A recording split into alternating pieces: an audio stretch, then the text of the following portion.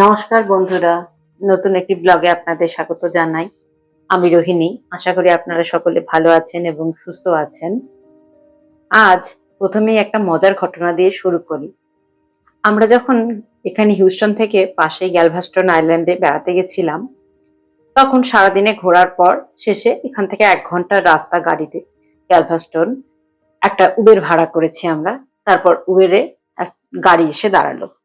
একটি টেসলা গাড়ি। গাড়িতে ওঠার পর দেখি ড্রাইভার ঘুমাচ্ছেন। আমরা উঠলাম, গাড়ি চলতে শুরু করলো। গাড়ির মধ্যে একটা বড় স্ক্রিন। অবশ্যই আমি জানি না আপনাদের কেউ এই অভিজ্ঞতা আগে সম্মুখীন হয়েছেন কিনা। আমার খুব অবাক লেগেছিল, যেহেতু আমার জীবনে ওটা প্রথম অভিজ্ঞতা ছিল। আমি দেখলাম গাড়িটা চলছে।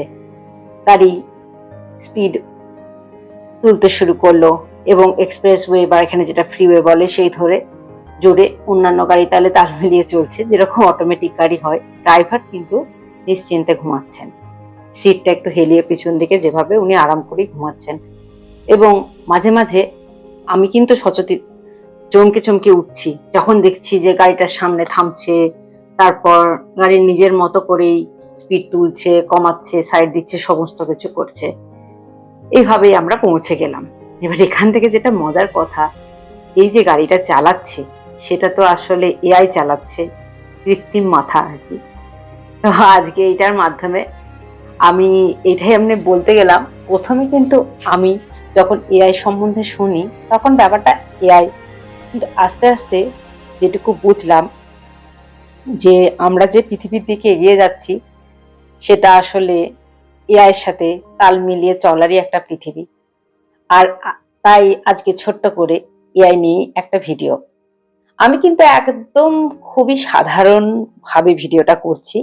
হয়তো আপনাদের মধ্যে অনেকেই এর থেকে অনেক বেশি, এরকম অনেকেই অনেক কিছু এআই সম্বন্ধে হয়তো জানেন। তাও আমি আমার মতো করে খুব সাধারণভাবে এআই সম্বন্ধে একটা ছোট্ট ভিডিও করছি। এই যে আমরা চারিদিকে শুনতে পাই AI, AI, AI literacy, AI, artificial intelligence বা কৃত্রিম বুদ্ধিমত্তা। আসলে এআই জিনিসটা কি? এআই তো আমরা চোখে দেখতে পাই না। এআই বিষয়টা আসলে কি? আসলে আমাদের যে মস্তিষ্ক বা ব্রেন আছে সেটার সাথে যান্ত্রিক ব্রেন বা যান্ত্রিক বুদ্ধিমত্তা, কৃত্রিম বুদ্ধিমত্তা, এটার কি সম্পর্ক বা কি? আসুন ছোট্ট করে এটাই জানি। আসলে এআই বা আর্টিফিশিয়াল ইন্টেলিজেন্স হলো বিজ্ঞানীদের অনেক দিনের পরিশ্রম, প্রচেষ্টা। এটা হচ্ছে কমপ্লেক্স ম্যাথামেটিক্যাল অ্যালগরিদম, যেটা অনেকদিন আগে থেকেই বিজ্ঞানীরা ডেভেলপ করছেন এবং আস্তে আস্তে উত্তরোত্তর ভাবে সেটা বিপুল পরিমাণে দক্ষ এবং প্রযুক্তিটা খুবই উন্নত হয়ে উঠছে। এই যে একটি কমপ্লেক্স ম্যাথামেটিক্যাল অ্যালগরিদম, যেগুলি কিনা এআই, সেটাকে আসলে এআই বলা হলো কেন? আর্টিফিশিয়াল ইন্টেলিজেন্স কেন বলা হলো? আসলে দেখুন, আমরা যখন সাঁতার বা সেলাই করা বা সাইকেল চালানোর যে কোনো কাজ শিখি, প্রথমেই কাজটাতে আমরা দক্ষ হই না। কাজটা কয়েকবার করতে করতে করতে করতে তারপর আমাদের মস্তিষ্কে সেটার একটা করার ধরন তৈরি হয়ে যায়, সেটা থেকে আমরা করতে পারি। এবার আমাদের ব্রেনের মধ্যে যে নিউরাল নেটওয়ার্ক আছে বা স্নায়ুগুলোর মধ্যে যে আদান প্রদান হয় সংকেতের, সেটা থেকে অনুপ্রাণিত হয়ে আর্টিফিশিয়াল নিউরাল নেটওয়ার্ক বা কৃত্রিম নিউরাল নেটওয়ার্ক জেনারেট করে, সেটার অ্যালগরিদমের মাধ্যমে করে বিজ্ঞানীরা তৈরি করেছেন এই আর্টিফিশিয়াল ইন্টেলিজেন্স। এবং এটার সাথে আমাদের মস্তিষ্কের তুলনা করা হয়, কারণ এটার কি ক্ষমতা রয়েছে। এটাকে যদি বেশ কিছু উদাহরণ বা প্রচুর ট্রেনিং ডাটা দেওয়া হয়, এটাকে বেশ কিছু ট্রেনিং ডাটা দেওয়া হয়, এটাকে বিপুল পরিমাণে বলা হয়, প্রচুর পরিমাণে যদি কোনো জিনিসের ডেটার মধ্যে দেওয়া হয়, তারপরে এটা কি করতে পারে না, সেখান থেকে কোনো একটা প্যাটার্ন দেখে, কোনো একটা ভাষা থেকে কোনো একটা প্রবলেম সমাধান করা, কোনো একটা জিনিসের ছবি তৈরি করা, কোনো একটা গান, কোনো একটা ভিডিও তৈরি করা বা চিহ্নিত করা, বা এই যে আমাদের মোবাইলে যে ফেস লক থাকে, এই যে ফেস লক কিভাবে কাজ করে, যে এআই করে ওটা, যে আমাদের মুখের যে একটা 3 ডাইমেনশনাল প্যাটার্ন আছে সেটা ও চিনতে পারে, যে যার মুখের প্যাটার্ন লকে আছে সেটার মুখটা দেখলেই ও খুলবে, আদারওয়াইজ ও খুলবে না। এবার এআই নিয়ে এত কথা উঠছে কেন? আসলে আমরা যে গুগল ম্যাপ বা এই যে ইউপিআই পেমেন্ট, তাছাড়া গুগল লেন্স ইত্যাদি যে বিভিন্ন জিনিস আমাদের প্রতিনিয়ত নিত্য নৈমিত্তিক আমাদের দৈনন্দিন কাজে ব্যবহার করি, এগুলো সবই আসলে এআই এর দ্বারা নিয়ন্ত্রিত বা এআই চালিত। এবং বিজ্ঞানীরা বলছেন অদূর ভবিষ্যতে কিছুদিনের মধ্যেই আমাদের প্রত্যেকটা মানুষকেই আরো অনেক বেশি করে এআই এর মুখোমুখি হতে হবে। যেরকম ভাবে ভাবুন, আজ থেকে কিছু বছর আগে আমাদের জীবনে স্মার্টফোন বা কম্পিউটারও বেশ কিছু বছর আগে আমাদের জীবনের সাথে হয়তো সংযুক্ত ছিল না, কিন্তু সেই সমস্ত জিনিসগুলো এখন অপরিহার্য হয়ে গেছে আমাদের জীবনে। সেই একইভাবে বিজ্ঞানীরা বলছেন যে এআইও আস্তে আস্তে আমাদের দৈনন্দিন জীবনে একটা অপরিহার্য অংশ হয়ে যাবে।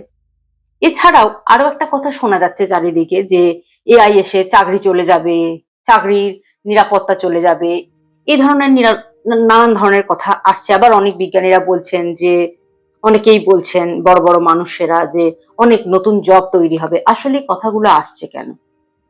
এআই এর যে কর্মক্ষমতা সেটা অবশ্যই মানুষের থেকে অনেক বেশি, কিন্তু তার আবার সীমাবদ্ধতাও আছে।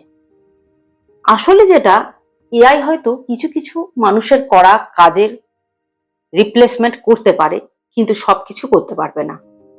কারণ এআই কিভাবে কাজ করে? এআই প্যাটার্ন রেকগনিশনের মাধ্যমে কাজ করে। এবং এখন যেটা অত্যন্ত উন্নত এআই, যেটা হচ্ছে চ্যাট জিপিটি, জেনারেটিভ এআই এক ধরনের, যেটা হচ্ছে সব থেকে অভিনব এআই, তারা কিন্তু কোনো জিনিসের উদাহরণ দিলে তার থেকে তার নিজের মতো করে নতুন কিছু তথ্যও দিতে পারে, কিন্তু তাদেরও সীমাবদ্ধতা আছে। কারণ আমরা যেহেতু মানুষ, আমাদের মধ্যে অনুভূতি, ইমোশন ইত্যাদি রয়েছে, তাই এআই এর সাথে আমরা রিপ্লেসমেন্টের কথা ভাববো না। এআই আমাদের সাথে আমাদের জীবনকে আরো উন্নত করার জন্য আসছে। আসলে এআই আমাদের সাথে তাল মিলিয়ে মানুষের জীবনের বিজ্ঞানের ব্যবহার এবং প্রযুক্তির ব্যবহারকে আরো এগিয়ে নিয়ে যাওয়ার জন্য আসছে। কিরকম না, প্রযুক্তি ক্ষেত্র ছাড়াও সাধারণ শিক্ষা ব্যবস্থা, চিকিৎসা, এরকম নানান ক্ষেত্রে এআই কিন্তু যে কোনো মানুষের বিভিন্নভাবে হেল্প করতে পারে। এবং সেই সংক্রান্ত আরো নানান তথ্য রয়েছে, অত বিশদে আমি যাচ্ছি না।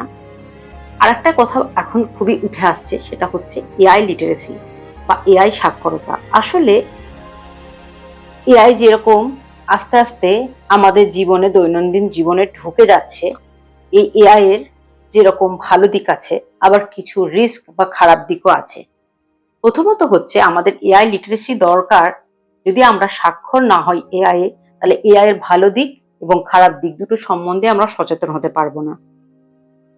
কারণ কখনো কখনো এআই বায়াসড ডেটা বা কখনো কখনো এআই থেকে কেউ মিসইউজ করে ডিপ ফেক বা কোনো কিছু নেগেটিভ আমাদের সামনে রাখতে পারে। আমাদেরকে স্বাক্ষর হতে হবে এআই এ, যার জন্য আমরা ভালো এবং খারাপ দিকটার মধ্যে ডিফারেন্সিয়েট করতে পারি। এছাড়াও বিভিন্ন চাকরি এবং জীবন চালানোর জন্য আমাদের সামনে যে রাস্তাটা রয়েছে, সেখানে এআই জানার প্রয়োজনীয়তা আস্তে আস্তে আরো অনেক পরিমাণেই বাড়বে বলে বিজ্ঞানীরা মনে করছেন। সেই জন্য এখন ভারত তথা সারা পৃথিবীতেই বিভিন্ন উদ্যোগ নেওয়া হয়েছে, বিভিন্ন ওয়েবসাইটের মাধ্যমে, চ্যানেলের মাধ্যমে বিনামূল্যে বা স্বল্প মূল্যে এআই সংক্রান্ত ট্রেনিং কোর্স করানো হচ্ছে। বিভিন্ন বয়সের মানুষ এখানে এনরোল করে করতে পারছেন। আর এছাড়াও যেটা বলছিলাম, এআই এর যে নেগেটিভ দিকটা বা রিস্ক যেটা রয়েছে, সেটা নিয়ে বিজ্ঞানীরা চিন্তিত এবং সেদিকে তারা সবসময় নিয়মকানুন দেখছেন। তাছাড়াও বিভিন্ন দেশের একটা করে এআই সংক্রান্ত অ্যাক্ট বা এআই সংক্রান্ত কিছু বিধিনিষেধ গভর্নমেন্টের তরফ থেকে বিভিন্ন দেশে আনা হচ্ছে, যাতে এআই আমাদের জীবনের ভালো কিছুই করতে পারে, উন্নতি সাধনে সাহায্য করতে পারে, তার জন্য যাতে খারাপ কোনো প্রভাব আমাদের জীবনে না পড়ে। এই ছোট ছোট কথাগুলি আপনাদের বললাম। আর আমার নিজের দেখা ওই গ্যালভাস্টনে ওই অটোমেটেড কার, এর পরেও আমি দেখেছি। তাছাড়াও এখানে একবার ডেন্টাল সেন্টারে যখন গেলাম, তখন আমার হাজবেন্ডের সাথে, তখন দেখলাম ওখানে কিন্তু ডাক্তার টেকনিশিয়ানদের সাথে সাথে স্ক্রিনে এআই এর হেল্প নেওয়া হচ্ছে এবং সেই ব্যাপারগুলো আমার দেখে আমি এটুকু অনুভব করতে পারলাম যে এটা একটা টেকনোলজি যেটা খুব দ্রুত পৃথিবীকে আরো এগিয়ে যাবে অন্যদিকে প্রযুক্তি। এবং সাধারণত চ্যাট জিপিটির ব্যবহার তো যে কোনো রিসার্চার থেকে স্টুডেন্ট থেকে যে কোনো মানুষে আমরা করে থাকি। তাছাড়াও বিভিন্ন ভিডিও এডিটিং, ছবি তৈরি ইত্যাদি কাজেও এআই এর ব্যবহার এখন হচ্ছে। আজ এইটুকুই। আপনাদের কেমন লাগলো অবশ্যই জানাবেন। আর সকলে ভালো থাকবেন। আবার খুব শিগগিরই নতুন একটি ভিডিওতে দেখা হচ্ছে আপনাদের সঙ্গে। নমস্কার।